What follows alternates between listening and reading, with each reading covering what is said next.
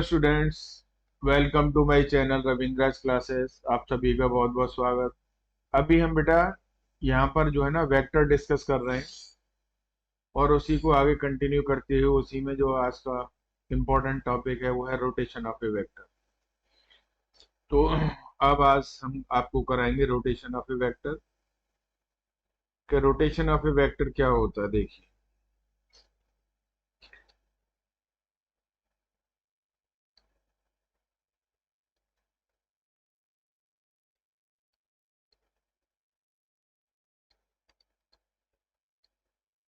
Rotation of A vector, देखिए बेटा, rotation of A vector में मान लीजिए हमने आपको ये बनाया और ये आपका एक वेक्टर है और ये मान लीजिए यहाँ से किसी भी एंगल पर थीटा पर है और इसको हमने इतना यहाँ से यहाँ तक घुमा दिया फाई एंगल से। तो अभी जो इसकी पोजीशन बनेगी वो पोजीशन इसकी मान लीजिए कुछ इस तरीके से बन जाएगी और ये बन गया। आपको समझना, तो जब वेक्टर को रोटेट कराते हैं तो इसका मैग्नीट्यूड चेंज नहीं होता है। क्या नहीं होता है? Magnitude of vector remains constant. Magnitude remains the same. आपको लिखने की कम आदत कैसे बनेगी वो मैं बता रहा हूँ। मैग्नीट्यूड सेम, डायरेक्शन आपकी चेंज होगी, डायरेक्शन चेंज। देखो, अब बहुत सारे लोग पढ़ाते हैं कि जब इसको 90 डिग्री से टर्न कराएंगे तो क्या होगा, ये साइन जो है ना चेंज हो जाएंगे। ये क्वाड्रेंट के हिसाब से है।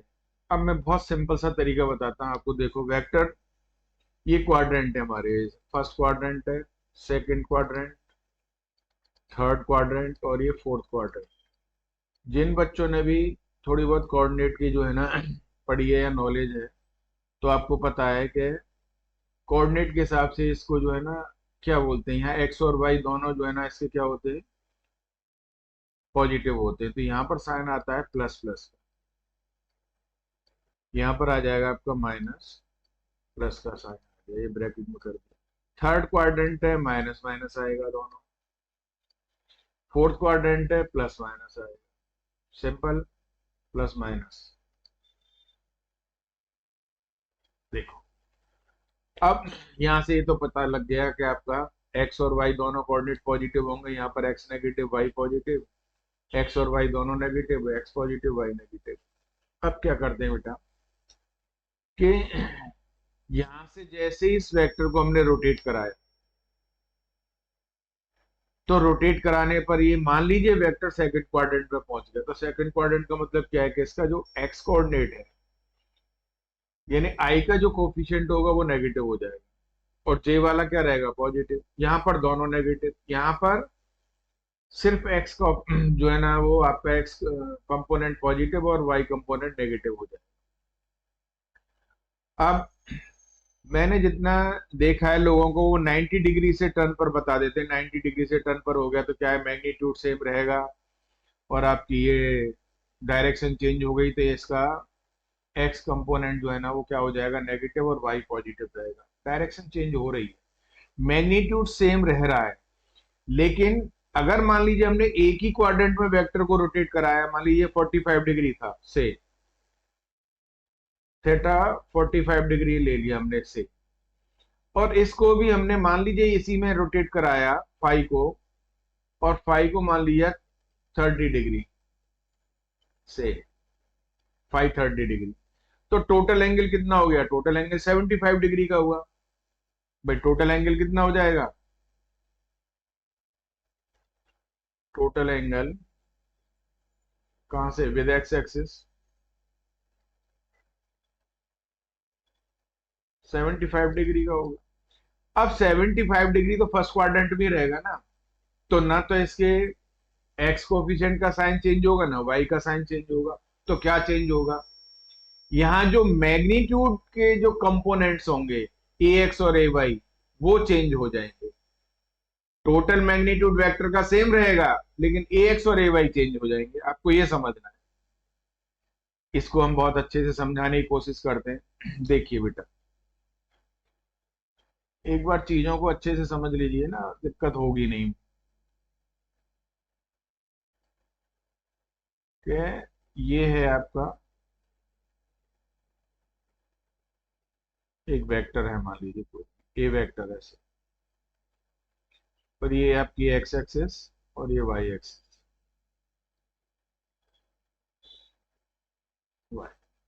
यहां से इस पर जो हमने इसको परपेंडिकुलर ड्रॉप करते हैं, तो ये वाला इसका मैग्नीट्यूड का जो कंपोनेंट होता है वो ए एक्स, और इसको ए वाई लिखते हैं। तो इस वेक्टर को हम वेक्टर ए को कितना लिख लेते हैं, आपका A x I plus A Y, ये लिख लिया। मैग्नीट्यूड कितना होता है वेक्टर का, मैग्नीट्यूड आपको बता ही चुके हैं, square root of A x square plus A Y square. बीच में नेगेटिव साइन कभी भी नहीं आता है, यहाँ पर नेगेटिव होगा तो वो माइनस ए वाई का स्क्वायर करते हैं। ये मैं पिछली क्लास में भी आपको बता चुका हूँ। अब देखो बेटे, क्या करना है कि जो इधर ए एक्स जो कंपोनेंट है ना, इसको अगर रिजॉल्व करेंगे, मान लीजिए आपका एक थीटा एंगल है, तो ए एक्स की वैल्यू कितनी हो जाएगी आपकी, ए कॉस थीटा। यानी ए एक्स क्या है, magnitude of a along x axis, यानी मैग्नीट्यूड का कंपोनेंट हो गया। ए वाई क्या है आपका, ए साइन थीटा। सिंपल। अब देखिए, जब हम इसको रोटेट कराएंगे वेक्टर को, मान लीजिए ये ऐसे रोटेट करा रहे हैं और कहीं पर भी जा रहा है, जैसे मैंने अभी एग्जांपल दिया था कि 75 डिग्री की पोजीशन ये बन रही है, मान लीजिए वेक्टर, सपोज यहाँ पर बन रही है 75 डिग्री पर, ये हमने 30 डिग्री से रोटेट करा दिया और ये 45 था, ऐसे सम एग्जांपल के लिए। तो आपको बेसिक चीज क्या समझनी है, बेसिक चीज ये समझनी है आपको कि इसको जरा थोड़ा ठीक कर देते हैं ताकि दिक्कत ना हो आपको समझ। तो यहाँ पर हमने थीटा को कितना लिया था, 35 को लिया था 30 डिग्री, और थीटा को लिया था 45 डिग्री। अब आपको देखना क्या है कि क्या फर्क पड़ेगा। देखो, वैसे अगर मैं यहां से गिराऊं इसको, तो ये ए एक्स, अगर ये यहाँ पोजीशन है वेक्टर की, तो आपने देखा होगा बेटा ये इतना रह गया, यानी ए एक्स की वैल्यू कम हो गई। यहां से देखिए, ये ए वाई था इतना, अब ये यहाँ पर आके के ये हो गया, तो यानी वाई कंपोनेंट की वैल्यू बढ़ रही है और ए एक्स कम हो रहा है। जब आपका क्या हो रहा है, इसको एंटी क्लॉकवाइज रोटेट करा रहा है। कैसे रोटेट करा रहा है, एंटी क्लॉकवाइज। अब इसको समझेंगे कैसे, बहुत आसानी से। जिनको मैथ्स आता है वो जानते हैं कि जो कॉस की वैल्यू होती है, कॉस 0 डिग्री कितना होता है आपका, 1 होता है। कॉस 90 डिग्री कितना होता है, वो 0 होता है। इसका मतलब है कि जैसे जैसे थीटा बढ़ता जाएगा 0 से 90 डिग्री की तरफ, तो कॉस थीटा की वैल्यू आपकी कम होती चली जाएगी, साइन थीटा की वैल्यू बढ़ती चली जाएगी। जब कॉस थीटा की वैल्यू कम हो रही है, ए तो कांस्टेंट है, तो ए एक्स कम हो रहा है। इसका मतलब है कि इसका जो कंपोनेंट था अलोंग एक्स एक्सिस, उस मैग्नीट्यूड में वो उसकी वैल्यू कम होती चली जा रही है, वाई की तरफ बढ़ती जा रही है। लेकिन जो टोटल मैग्नीट्यूड है वेक्टर का, वो हमेशा क्या रहेगा, आपका कांस्टेंट रहेगा। तो सिंपल सी बात हो गई कि नहीं हो गई। साइन की वैल्यू क्या होती है, इंक्रीज करती है, 0 से 90 डिग्री जाते हैं। तो हमको इसको इस तरीके से समझ सकते हैं कि मान लीजिए आपका थीटा क्या है, 0 90 डिग्री के बीच में लाई कर रहा है। तो जैसे जैसे थीटा बढ़ेगा 0 90 डिग्री के बीच में, 0 डिग्री और 90 डिग्री के बीच में, ये मान के चलिए एस थीटा इंक्रीजेस, ये साइन लगा दिया हमने इंक्रीजेस का। तो यहां से क्या होगा बेटा, कॉस थीटा जो है ना वो डिक्रीज करेगी, कॉस थीटा की वैल्यू। तो इसका सिंपली क्या मतलब हो गया कि जो ए एक्स कंपोनेंट है वो आपका क्या करने लगेगा, डिक्रीज करने लगेगा। तो ए वाई कंपोनेंट क्या होगा आपका, इंक्रीज करने लगेगा, क्योंकि उसमें साइन आ रहा है, ये कॉस आ रहा है। अब ये पोजीशन हमने आपको 0 90 डिग्री की बताई, यानी रोटेशन इतना हो रहा है कि क्वाड्रेंट चेंज नहीं कर रहा वेक्टर। तो क्या होगा उसका कि एक्स कंपोनेंट जो है ना वो उसका डिक्रीज होता चला जाएगा, वाई कंपोनेंट बढ़ता चला जाएगा। यहां से मैंने आपको दिखाया। अब ऐसे ही मान लीजिए वेक्टर को रोटेट करा करके हमने कहा है सेकंड क्वाड्रेंट में पहुंच गए। ये फर्स्ट क्वाड्रेंट है 0-90 डिग्री के बीच में। अब सेकंड क्वाड्रेंट में पहुंचेंगे तो क्या पोजीशन बनेगी, देखिए सेकंड क्वाड्रेंट क्या होता है। सेकंड क्वाड्रेंट में जो थीटा की वैल्यू है वो कहां से कहां तक लाई करती है आपकी, वो 90 डिग्री से लेकर के और 180 डिग्री तक लाई करेगी। 90 डिग्री पर तो दोनों ही एग्जिस्ट करते हैं, तो ये 90 से थोड़ा बड़ा ही मैंने मान लिया। सेकंड क्वाड्रेंट एग्जिस्ट करेगा तो 90 से ऊपर चला जाएगा। जब ये 90 से ऊपर चला जाएगा तो फिर आप देखिए cos 90 की वैल्यू 0 होती है, और cos जैसे ही 90 से ऊपर जाता है तो नेगेटिव वैल्यू देने लगता है। वो सेकंड क्वाड्रेंट में नेगेटिव होता है, लेकिन मैग्नीट्यूड तो उसका क्या हो रहा है आपका, बढ़ रहा है कि नहीं बढ़ रहा है। तो cos थीटा की वैल्यू नेगेटिव जरूर होती है, लेकिन न्यूमेरिकल वैल्यू तो उसकी बढ़ती जा रही है। क्यों, क्यों 0 से -1 की तरफ जा रहा है। इसका मतलब क्या हो गया कि अब उसका x कंपोनेंट जो है ना धीरे धीरे धीरे धीरे फिर बढ़ता जा रहा है मैग्नीट्यूड। अब यहां पर आप इसको ऐसे समझ सकते हैं, देखिए सिंपल सी बात है, इसको जरा ऐसे समझिए। ये है आपका वेक्टर, यहां से रोटेट करके यहां पर था आपका वेक्टर, और रोटेट करके वो यहां पर पहुंच गया। मान लीजिए ये यहां पर आ गया। अब देखिए बेटा टोटल मैग्नीट्यूड तो कांस्टेंट ही रहेगा ना उसका, यहां पर आ गया। अब जैसे जैसे ये 180 डिग्री की तरफ आता जाएगा, अब इसकी दो पोजीशन है आप देखेंगे कि पहले यहाँ यहाँ पर था, मान लीजिए ये पोजीशन थी वेक्टर की सपोज, तो यहां से दिख रहा है ये x कम था, ये बढ़ गया x, और अगर ये मैग्नीट्यूड को कांस्टेंट रखते हुए और इधर आएगा तो फिर ये और बढ़ जाएगा, यहाँ आएगा तो यहाँ बढ़ जाएगा। इसका मतलब क्या है कि अब इसका जो है ना ax साइन चेंज हो गया, साइन क्या आ जाएगा यहाँ पर, नेगेटिव और पॉजिटिव आ जाएगा। आप इसको ऐसे ही यहाँ पर साइन क्या ले सकते थे, इसका पॉजिटिव और पॉजिटिव था। अब देखिए यहाँ पर क्या आ जाएगा, ax की वैल्यू क्या हो जाएगी बेटा, बहुत सिस्टमेटिक तरीके से कि ax अब क्या करने लगेगा, जैसे जैसे थीटा 90 डिग्री से और 180 डिग्री की तरफ बढ़ेगा, तो हम पहले क्या लिखेंगे, जैसे मैंने यहाँ लिखा था, देखिए ये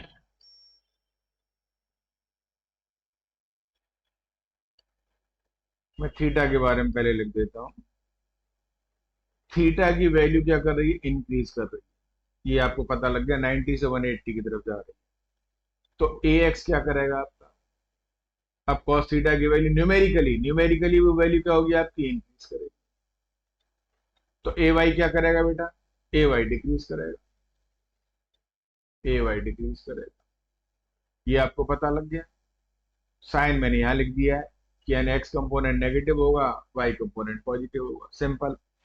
अब फिर आगे बढ़िए कि जब आपका रोटेशन इस थर्ड क्वाड्रेंट में आ जाएगा, किस में आ जाएगा, थर्ड क्वाड्रेंट में, तो थर्ड क्वाड्रेंट में रोटेशन आएगा तो फिर थीटा की वैल्यू अब कहां से कहां तक चलेगी आपकी, 180 डिग्री से लेकर के 270 डिग्री तक चलेगी।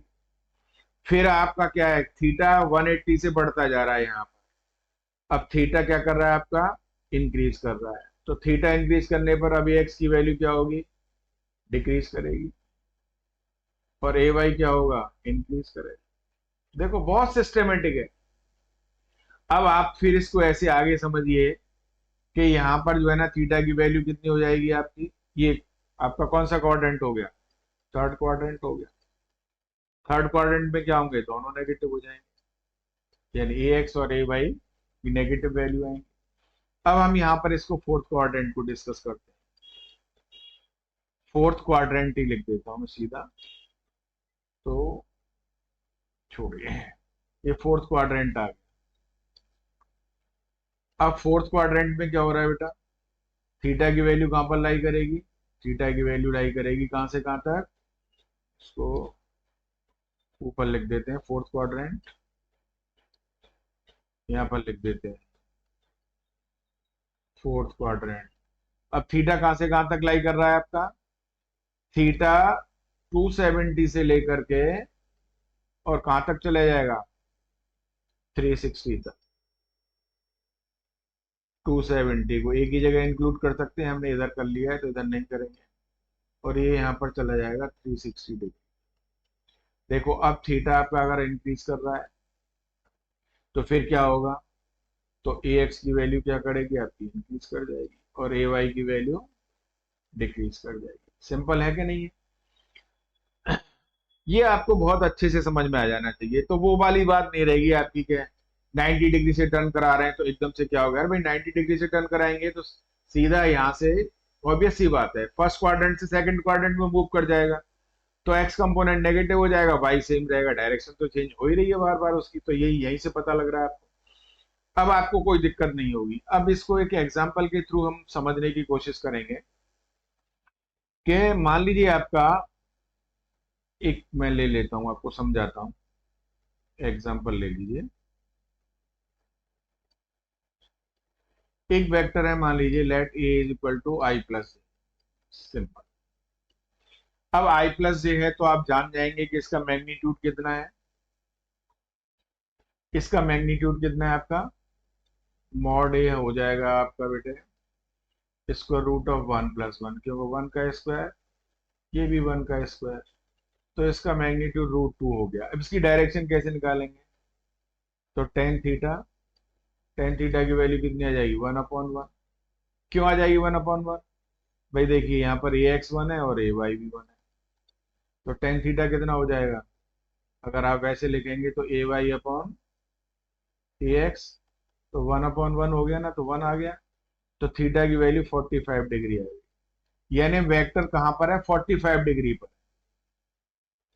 आई प्लस जे जो है ना वो कुछ इस तरीके से रिप्रेजेंट हो रहा है आपका वेक्टर, ये आ रहा है कि नहीं आ रहा, ऐसे ये वाला। भाई ये बता दिया हमने आपका, ये वेक्टर हो गया, ये ओरिजिन है, ये आपके एक्स एक्सिस और ये आपकी वाई एक्सिस, बाकी सब आपको लग रहा है पता, कोई दिक्कत नहीं। ये वेक्टर है, ये वेक्टर कितना लिख दिया हमने, आई प्लस जे, ठीक है।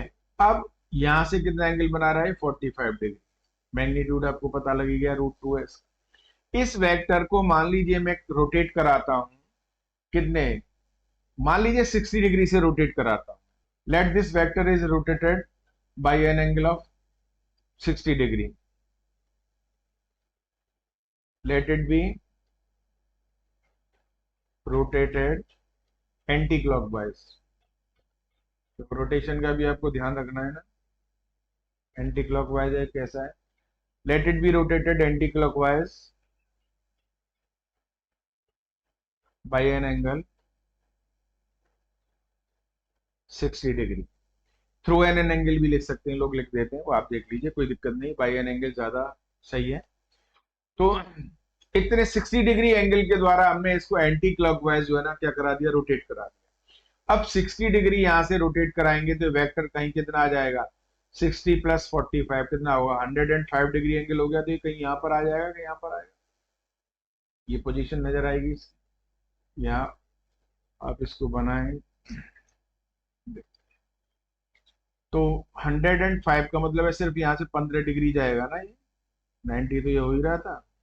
तो ये समझने के लिए इसको मान लीजिए कि ये कुछ इस तरीके से पोजीशन बन जाएगी, ये यहाँ पर आ जाएगा 15 डिग्री से ऐसे रोटेट करा। अब देखेंगे तो आपको नजर आ रहा है कि नहीं आ रहा है इसका, कि एक्स कंपोनेंट कितना हो जाएगा, अब साइन चेंज हो जाएगा, यहाँ पर ये 60 डिग्री का, सॉरी। तो अब टोटल कितना एंगल हो जाएगा यहाँ से यहाँ तक का, now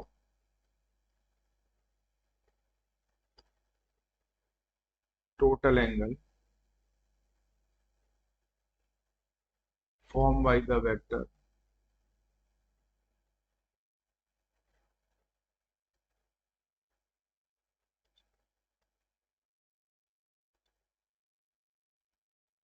with positive direction of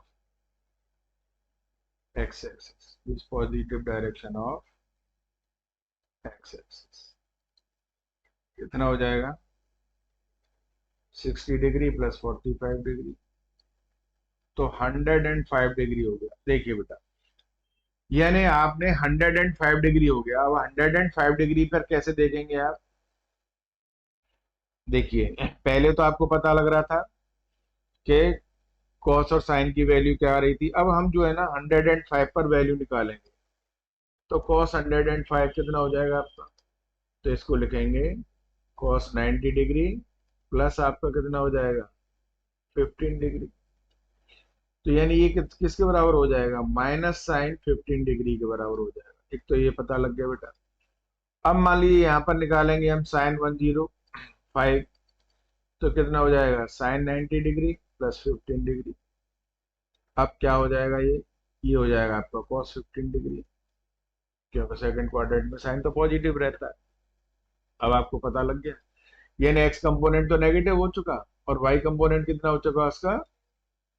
positive है, कॉस 15 डिग्री। अब किसकी वैल्यू एड बड़ी होती है, साइन 15 की या कॉस 15 की? तो ऑब्वियस सी बात है कि जैसे जैसे एंगल जो है ना 0 से 90 की तरफ जाता है तो साइन की वैल्यू बढ़ती जाती है, कॉस की वैल्यू कम होती जा रही है।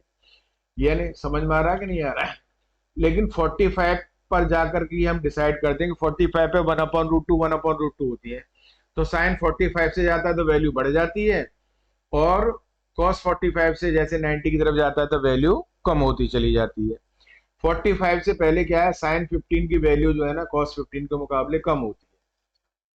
इसका मतलब क्या है कि ये है तो कॉस कंपोनेंट, और ये क्या है इसका वाई कंपोनेंट। तो कॉस कंपोनेंट क्या है, इसका मतलब है कि इसका ए एक्स की जो वैल्यू है वो क्या हो गई आपकी? कम हो गई। किससे? ए वाई के मुकाबले, इतने डिग्री पर टर्न कराने पर। तो ए एक्स और ए वाई डिफर कर गए। अब एक्चुअली ए एक्स कितना होगा? ए एक्स तो बेटा आपका ए कॉस 105 होगा। अब इसकी वैल्यू कितनी आ जाएगी आपकी? अब यहां से करेंगे तो माइनस ए साइन 15 देगा कि नहीं देगा आपको? अब ए वाई कितना देगा? ए वाई है आपका कितना? ए साइन 105। तो ये कितना दे देगा बेटा आपको? ए कॉस 15। अब समझ में आ गया? यानी ए वाई की वैल्यू ज्यादा होगी और ए एक्स की, और यही हमने आपको पीछे बताया था। आपको देखो कि क्या समझाया था। हमने कहा था कि जब थीटा यानी टोटल एंगल जो होता है, हमने यहाँ पर थीटा को टोटल एंगल मान के चले, 90 डिग्री और 180 डिग्री के बीच में होता है, और थीटा बढ़ रहा है आपका 90 से। तो ए एक्स की वैल्यू क्या हो रही है यहाँ पर? बढ़ रही है, और ए वाई की वैल्यू डिक्रीज हो रही है। यानी ए एक्स बढ़ता जा रहा है और ए वाई कम होता जा रहा है। समझ में आ रहा है? होता जा रहा है। आर यू गेटिंग इट और नॉट? इसमें यहाँ पर नजर आ रहा था ना ए एक्स की वैल्यू। अब ए एक्स की वैल्यू कहाँ के मुकाबले आपकी बढ़ रही है? ए एक्स की वैल्यू इस लाइन के मुकाबले बढ़ रही है, क्योंकि यहाँ पर तो ए एक्स 0 ही था। अब ये ए एक्स बढ़ता जाएगा, ए वाई कम होता चला जाएगा। तो आपको ये भी ध्यान है कि मतलब ध्यान रखना है कि किसके कंपैरिजन में हम बात कर रहे हैं। क्यों? जब 90 डिग्री पर होता है तो 90 डिग्री पर क्या होता है आपका? सिर्फ वाई कंपोनेंट होता है, एक्स कंपोनेंट तो 0 ही हो जाता है। तो एक्स की वैल्यू ए एक्स धीरे धीरे बढ़ने लगता है और ए वाई कम होने लगता है। Is that clear? अब समझ में आ रहा है? कितने डिग्री से हमने इसको टर्न करा दिया? मैंने जनरल एंगल लिया है ताकि आपको कोई कहीं किसी तरीके का कंफ्यूजन ना हो। आप वैल्यू डाल करके यहाँ पर निकाल सकते हो साइन 15 की वैल्यू। 15 की वैल्यू बहुत अच्छे से निकाल सकते हो। साइन 45 डिग्री माइनस 30 करके इसकी वैल्यू निकाल लीजिए। तो साइन 15 और कॉस 15 की वैल्यू आ जाएगी। ई एक्स और ए वाई पता लग गया। जैसे ही पता लग गया तो फिर आपका वेक्टर कितना हो जाएगा? आपका वेक्टर हो जाएगा A x I plus A Y जे। तो ये नई वेक्टर की पोजीशन आ जाएगी, क्योंकि मैग्नीट्यूड तो सेम रहेगा। नई पोजीशन आपको पता लग जाएगी क्या होगा। तो ये आप इसको कर सकते हैं। मैं चाहूंगा कि आप इसको साइन 15 डिग्री और कॉस 15 डिग्री की वैल्यू अपने आप निकालें, और वो आपको आनी चाहिए, क्योंकि ट्रिग्नोमेट्री की इतनी नॉलेज तो होनी चाहिए। अगर आपको दिक्कत है तो फिर मुझे बता देना, मैं निकाल के बता दूंगा आपको। ये आपका समझ में आया? क्वेश्चन पूछते कैसे हैं लोग? अब क्वेश्चन पूछते ऐसे हैं, जैसे एग्जाम्पल 2 आपको कराएंगे भी आसान और पूछेंगे भी आसान, समझ में ही नहीं आएगी। यही क्वेश्चन था। मान लीजिए वेक्टर ए कितना है आपका? हमने आई प्लस ए लिखा। What will be the vector if it is rotated bye an angle of 90 degree? क्या पोजीशन होगी इसकी? रोटेशन कितने से करा दिया आपने? रोटेशन करा दिया 90 डिग्री से। तो अब आपका न्यू वेक्टर होगा वो क्या होगा? What will be the new vector?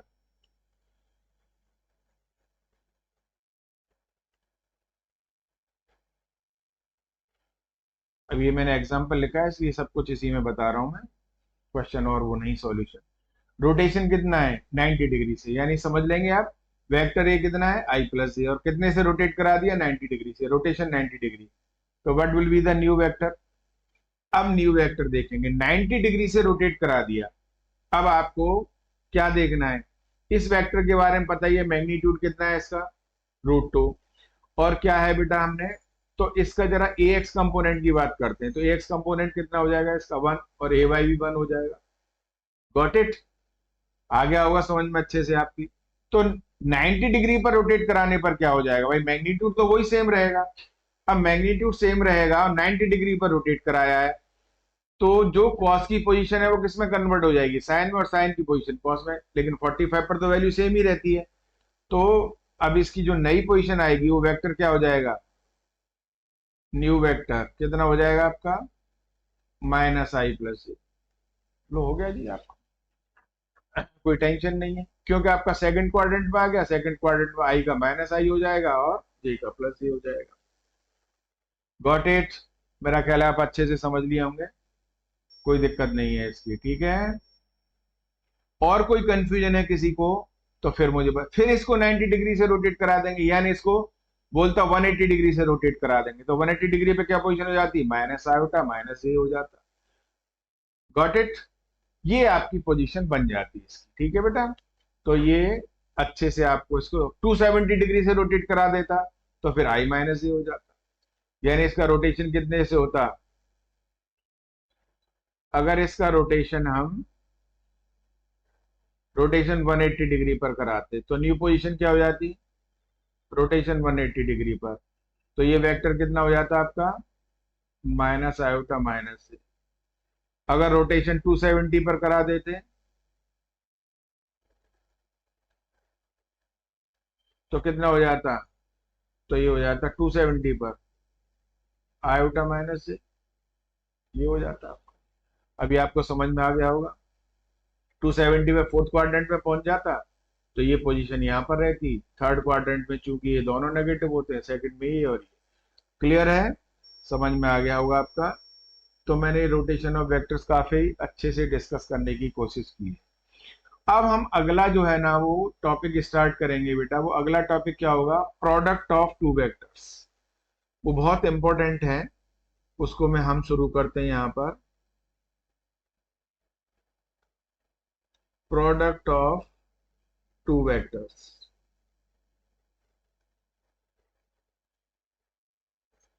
देखिए दो वेक्टर्स के प्रोडक्ट की बात करते हैं बेटा, तो जब हम प्रोडक्ट करते हैं दो वेक्टर्स का तो हमें प्रोडक्ट के बाद जो है ना दो वेक्टर को मल्टीप्लाई करते हैं तो एक बार हमें एक स्केलर क्वांटिटी मिलती है और दूसरी तरफ हमें एक वेक्टर क्वांटिटी मिलती है। तो जो प्रोडक्ट ऑफ टू वेक्टर है उससे दो तरीके की क्वांटिटी मिलती है हमें, एक स्केलर और वेक्टर। तो इसलिए इस प्रोडक्ट को हमने दो ही वेक्टर्स का प्रोडक्ट बात कर रहे हैं, तो इसका नाम रख दिया हमने स्केलर प्रोडक्ट और इसका नाम रख दिया हमने वेक्टर प्रोडक्ट। समझ में आ गया, प्रोडक्ट ऊपर लिखा हुआ स्केलर और वेक्टर। कैसे कैसे हुआ कि जब आपके प्रोडक्ट के बाद यानी दो वेक्टर्स को मल्टीप्लाई और क्वांटिटी कैसी मिला स्केलर, तो उसका नाम स्केलर प्रोडक्ट रख दिया। दो वेक्टर्स को ही मल्टीप्लाई करके जब आप क्वांटिटी वेक्टर मिलेगी तो उसका नाम वेक्टर प्रोडक्ट रख दिया। अब चूंकि ये मल्टीप्लीकेशन ही है तो इनमें डिफरेंशिएट करने के लिए इसको क्या है हम डॉट से रिप्रेजेंट करते हैं और इसको किससे रिप्रेजेंट करते हैं बेटा, क्रॉस से। तो इसलिए इसके स्केलर प्रोडक्ट का ही दूसरा नाम क्या हो गया, डॉट प्रोडक्ट, और इसका नाम क्या हो गया, क्रॉस प्रोडक्ट, क्योंकि हम साइन दे रहे हैं आपको इस तरीके से। तो ये काफी अच्छे से आपको समझ में आ गया होगा। अब हम डिस्कस करेंगे स्केलर प्रोडक्ट। क्या डिस्कस करेंगे हम, स्केलर और डॉट प्रोडक्ट, स्केलर और dot product of two vectors. अभी हम दो वेक्टर्स का ही करेंगे, फिर आगे ट्रिपल का भी पढ़ाएंगे आपको। स्केलर और dot product of two vectors. देखो बेटा, तो मान लीजिए आपके पास ए और बी दो वेक्टर हैं आपके पास, तो ए डॉट बी कैसे लिखा जाएगा? ए डॉट बी होता है आपका mod of A mod of B cos of theta. Theta क्या है? थीटा जो है ना, ये angle between vector A and vector B. हमने आपको एंगल के बारे में बता ही दिया था कि जब एंगल बिटवीन टू वेक्टर्स देखते हैं तो क्या होना चाहिए?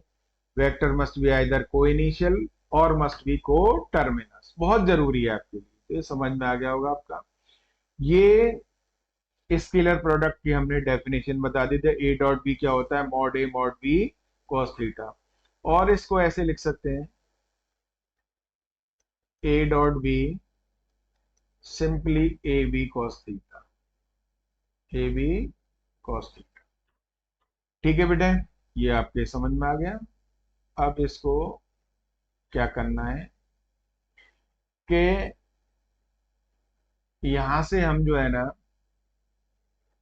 कॉस थीटा की वैल्यू निकाल सकते हैं। कॉस थीटा की वैल्यू कितनी हो जाएगी आपकी? A dot B upon mod of A and mod of, इसको खाली ए बी भी लिख सकते हैं ये। तो यानी ये एंगल कब काम, ये वो डॉट प्रोडक्ट कब काम आता है? दो वेक्टर्स के बीच का एंगल निकालने के काम आता है। दो वेक्टर्स के बीच का एंगल निकालने के काम आता है क्या? डॉट प्रोडक्ट और scalar product of two vectors.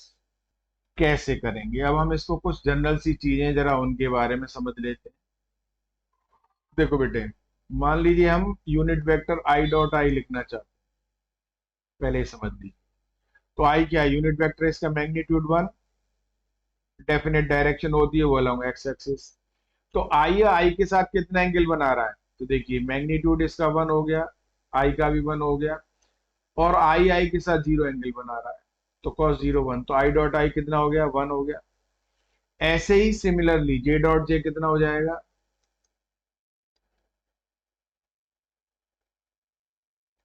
J dot जे, के डॉट के, ये सब 1 हो गया। अगेन अब आप देखिए, आई डॉट जे निकालना चाहेंगे तो आई डॉट जे कितना हो जाएगा? डॉट प्रोडक्ट है, आई डॉट जे कितना हो जाएगा? देखो बेटा, मैग्नीट्यूड की बारी आती है तो 1 × 1, और आई और जे के बीच में कितना एंगल होता है? 90 डिग्री का, क्योंकि एक्स और वाई में कितना एंगल होता है? 90 डिग्री का। तो इसकी वैल्यू कितनी हो गई? 0, क्यों? cos 90 0 होता है। तो आई डॉट जे 0। अब ऐसे ही हम सिमिलरली जे डॉट के इज इक्वल टू के डॉट आई, ये सब 0 हो जाए। यानी अगर हमारे पास आई डॉट आई है, जी डॉट जे है, के डॉट के है, तो 1 अदरवाइज 0। ये dot product of two unit vectors along X Y and Z axis जो भी हैं उनका, उनके बारे में हमने आपको बता दिया। ये बड़ा हेल्पफुल है, क्यों? इसको करेंगे ये आगे। अब मान लीजिए आपके पास, यहां से स्टार्ट करते हैं कि लेट वेक्टर ए को लिख लिया हमने। वेक्टर ए को क्या लिखेंगे? ए एक्स आई प्लस ए वाई जे प्लस ए जेड के। इसी तरीके से वेक्टर बी को लिख लिया, and vector B B x I plus B Y J plus B Z के। ठीक है बेटे, अब हम देखिए यहां पर निकालेंगे मॉड ए। मॉड ए कितना हो जाएगा? ये हो जाएगा square root of A x square plus A Y square plus A Z square. Mod b कितना हो जाएगा? Square root of B x square plus B Y square plus B Z square. ठीक है बेटे, अब बात आती है ए डॉट बी की। ए डॉट बी कैसे निकालेंगे? Now a dot b, a dot b में देखो बेटा, इसको लिखेंगे ए एक्स आई प्लस ए वाई जे प्लस ए जेड के डॉट, बी को लिखेंगे बी एक्स आई प्लस बी वाई जे प्लस बी जेड के। ठीक है, अभी हमने आपको क्या बताया था, इस वाले से मल्टीप्लाई करेंगे हम इन सब, तो जब आई डॉट आई आएगा वो 1 होगा, आई डॉट जे आएगा वो 0 हो जाएगा, आई डॉट के आएगा तो वो आपका फिर 0 हो जाएगा। तो आप एक समझ लीजिए, मैं बताता हूँ आपको, जैसे A X B X, magnitude से मैग्नीट्यूड आई डॉट आई लिखेंगे, ए X B Y I dot J लिखेंगे plus A X B Z I dot K लिखेंगे। ठीक है बेटे, आई डॉट आई 1, बाकी है 0। अब ऐसे ही जो है ना प्लस करके क्या लिखेंगे, प्लस ए वाई के साथ करेंगे तो कितना हो जाएगा, A Y B X J dot I plus A Y B Y J dot J plus A Y B Z J dot K, फिर प्लस, अब किसके साथ करेंगे इसका, ये हो जाएगा आपका ए जेड बी एक्स के डॉट आई। भाई वेक्टर्स के बीच में डॉट प्रोडक्ट लगेगा, अब ये मत कर देना कि यहाँ पर लिख दिया कि ए जेड डॉट बी एक्स। हाँ तो बेटा इसलिए मैंने ये पूरा समझाया आपको, यहाँ पर लिखेंगे a dot a Z b y k dot J plus A Z B Z k dot k. अब देखो ये है आपका आई डॉट आई आया, इसमें आया जे डॉट जे और इसमें आया के डॉट के। तो ये तो सब होंगे, बाकी सब ये 0 हो जाएंगे। तो कितना आ जाएगा ये आपका, ये आ जाएगा ए एक्स बी एक्स, क्योंकि i dot i 1 plus A Y B Y plus A Z B z a Z B z, ये आपका ए डॉट बी है और ए डॉट बी, इतना आ गया आपका। ठीक है, अब क्या है बेटा, अब आपको निकालना था एंगल बिटवीन टू वेक्टर्स, तो देयरफॉर cos थीटा कितना होता है आपका, cos थीटा होता है आपका A dot B upon mod of A into mod of, अब वैल्यू डाल दीजिए, तो आ जाएगा आपका A X B X plus A Y B Y plus A Z B Z upon square root of A x square plus A Y square plus A Z square into, यहाँ पर आएगा आपका b x square plus B Y square plus B Z square. ये आपका cos theta हो गया, तो theta की वैल्यू कितनी हो जाएगी बेटा, cos इनवर्स हो जाएगी, therefore theta is equal to cos inverse, यही सारा आ जाएगा A X B X plus A Y B Y plus A Z B Z upon square root of A x square plus A Y square plus A Z square into square root of B x square plus B Y square plus B Z square. तो angle between two vectors find out करने के लिए हम dot product use करेंगे, बहुत simple. अब इसके बारे में हम थोड़ी सी चीजें और डिस्कस करेंगे कि डॉट प्रोडक्ट्स में, जैसे अभी हमने क्या बता दिया आपको, यूनिट वेक्टर्स का डॉट प्रोडक्ट बता दिया, दो सिमिलर का और डिसिमिलर का, यानी आई का आई के साथ, जे का जे के साथ, के का के साथ, फिर आई का जे के साथ, ये सब डिस्कस किए। और ए और बी दो जनरल वेक्टर्स लेकर के हमने ए डॉट बी कैसे निकालते हैं और उनका मैग्नीट्यूड कैसे निकालते हैं और थीटा कैसे निकालते हैं। इसके ऊपर मान लीजिए एक क्वेश्चन कराते हैं, हम एग्जांपल ले लेते हैं, फिर उसके बाद हम इसको आगे बढ़ाएंगे। एग्जांपल क्वेश्चन है आपका, find the angle between the vectors. पहला है आई plus J plus K and I minus J plus 3 के, इन दोनों के बीच में एंगल फाइंड आउट करना है। दूसरा I minus J and I plus J के बीच में फाइंड आउट करना है। तीसरा 3i+4j -5k and I plus J plus के, इसके बीच में एंगल फाइंड आउट करना है। ये मैंने ऐसे एग्जांपल ले लिया। अब इसका पहले का हम सॉल्यूशन देखेंगे। एग्जांपल ये क्वेश्चन था तो ज़्यादा बेटर है इसको क्वेश्चन ही कर देते हैं। क्वेश्चन है तो इसका सॉल्यूशन ये लिख दिया हमने।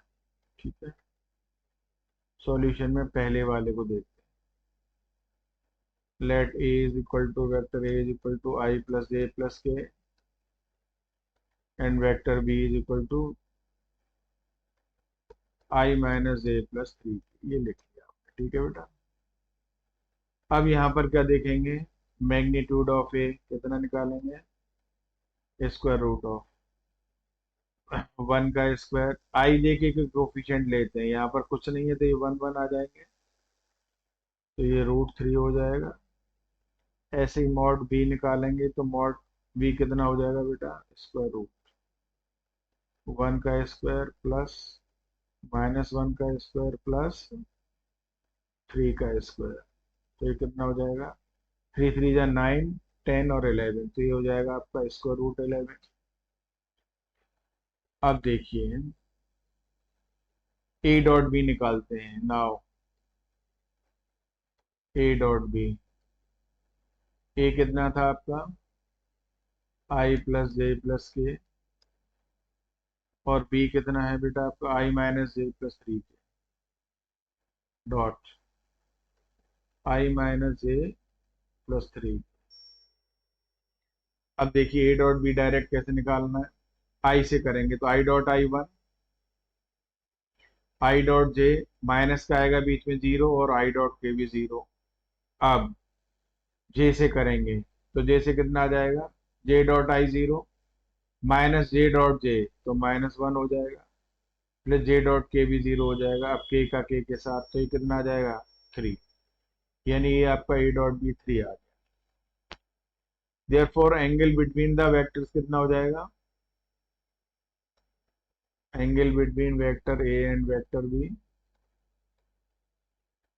Theta is equal to cos inverse a dot B upon magnitude of A into magnitude of b निकालेंगे, और ये कितना हो जाएगा बेटा cos inverse a dot b कितना है आपका 3, मॉड ए कितना था √3 और ये कितना था √11। देखो अब नीचे √33 हो गया, तो 33 की वैल्यू जो है ना 3 से तो ज्यादा होती है, इसलिए जो है ना ये थीटा हमारा एग्जिस्ट कर रहा है और ये एंगल बिटवीन टू वेक्टर्स हो जाएगा। इसकी वैल्यू जो है ना वहाँ पीछे हम आपके पास टेबल होती है साइन कॉस और टेन की, उनसे देख करके इसको कर लेंगे। तो ये आपका एंगल बिटवीन टू वेक्टर्स निकालना आपने सीख लिया। अब दूसरा क्वेश्चन था, दूसरा क्वेश्चन थोड़ा और सिंपल सा है वैसे तो। दूसरा था वेक्टर ए को मान लिए हमने आई माइनस जे और वेक्टर बी को मान लिया आपने आई प्लस जे। ठीक है बेटा, अब देखिए यहाँ पर आपको पता लग जाएगा मॉड ए कितना है, यहीं पर लिख दिया हमने 1 + 1 तो √2 हो गया, ये कॉमा करके लिख दिया। और मॉड बी कितना है यहाँ पर, मॉड बी कितना हो जाएगा आपका, मॉड बी तो मॉड बी हो जाएगा आपका स्क्वायर रूट ऑफ 1 + 1, ये भी √2 हो गया। नाउ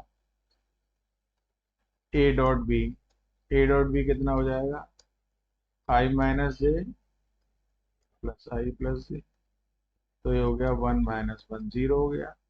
देयरफॉर थीटा कितना हो जाएगा कॉस इनवर्स 0 अपॉन √2 × √2, तो ये 0 ही हो गया कि नहीं हो गया। कॉस इनवर्स 0 थीटा कितना हो गया आपका, थीटा हो जाएगा आपका, ये हमने थीटा लिख दिया ना, तो यहाँ पर इसको लिखेंगे कॉस इनवर्स 0, तो थीटा कितना हो गया, देयरफॉर और करके लिखिए, और कॉस इनवर्स 0 का मतलब थीटा 90 डिग्री हो गया। कितना हो गया theta, theta is equal to 90, that is करके। तो इसका मतलब है कि ये वेक्टर्स i माइनस ए और i प्लस ए क्या है, परपेंडिकुलर टू ईच अदर। बेटा आज का जो है ना लेक्चर हम यहीं पर समाप्त करते हैं, आगे इससे आगे का हम जो है ना अगले लेक्चर में डिस्कस करेंगे, और ये बहुत ही इंटरेस्टिंग होगा। आप देखेंगे कि मैंने इसमें एक एग्जांपल छोड़ दिया है, आप उसको करके देखना, अगर डाउट होता है तो फिर पूछना, और इससे आगे का हम आगे करेंगे, ठीक है। Okay, thank you for watching the channel. और बेटा देखो, अगर आपको पूरा वेक्टर्स पढ़ना है तो हमने इससे पहले के भी 3 लेक्चर डाले हुए हैं, उन्हें आप देखिए एक एक करके, और आपको बहुत अच्छे से ये समझ में आएगा। Thank you for watching the channel.